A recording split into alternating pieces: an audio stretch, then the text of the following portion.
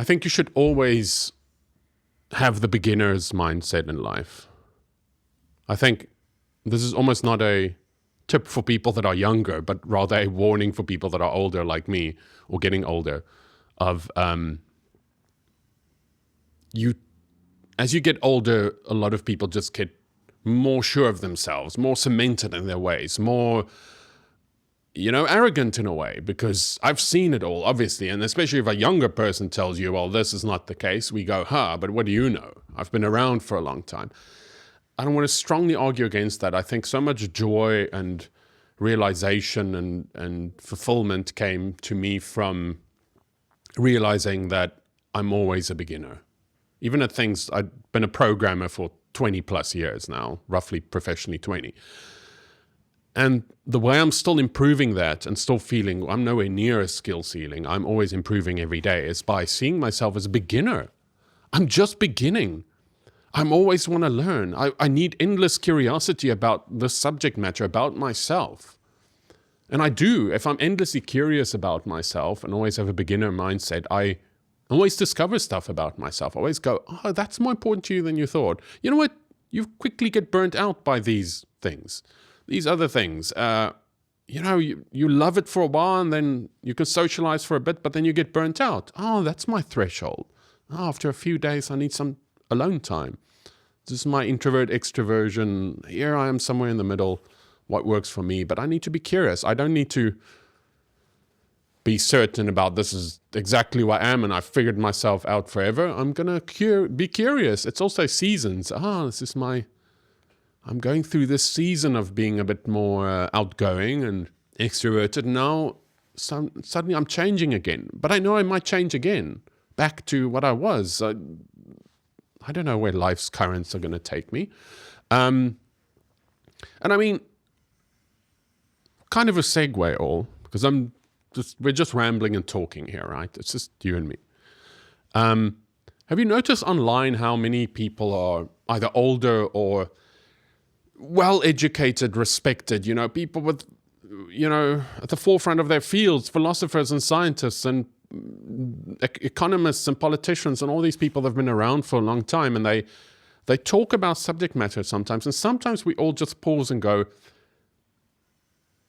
this person is by all accounts a genius, but they sometimes believe the craziest, weirdest stuff. Now there's many reasons for that. But I think more often than not, when I look at that landscape, I see the defining factor that makes them often believe those crazy, weird things is ego. It's not that they're not smart enough to figure out the contrary, but it's usually like, but I'm being attacked from the other side with this other idea. And it's literally a lack of intellectual humility. It's that presence of strong ego that blinds them. Otherwise, they could do it.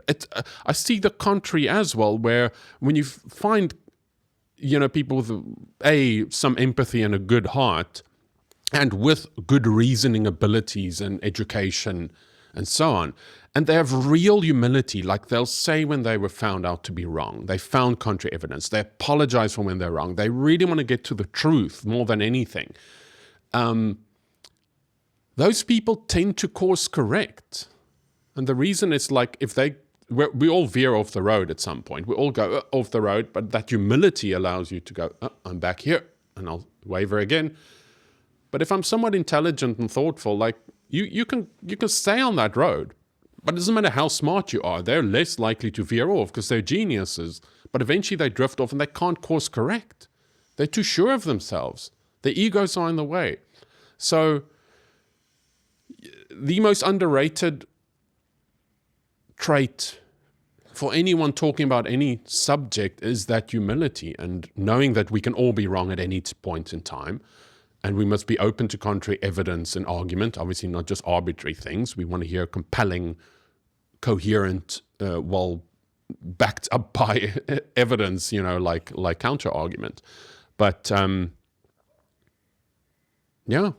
what's more to say? If you see someone and they lack humility, to go, I'm agreeing with them now, but it doesn't supporting people that we see have no shred of humility, they are going to veer off, and they probably have already. So beware of that. Beware of big egos. My God, I've been so sure of myself as well. People that have spoken to me are like, but he's always so certain about his arguments and things. And yes, I have been badly. And that's what I'm trying to learn here as I get older. I'm like, I need that course correction of keeping my ego in check and not getting defensive. And that's the path to more truth, beauty, and being more accepting of myself and the world, and more happiness and joy. It's my lesson for today. Is that a lesson? See, that's ego. I'm a teacher. No, it's a guy doing a few YouTube clips, but I hope you enjoyed. See you all in the next one. Thank you.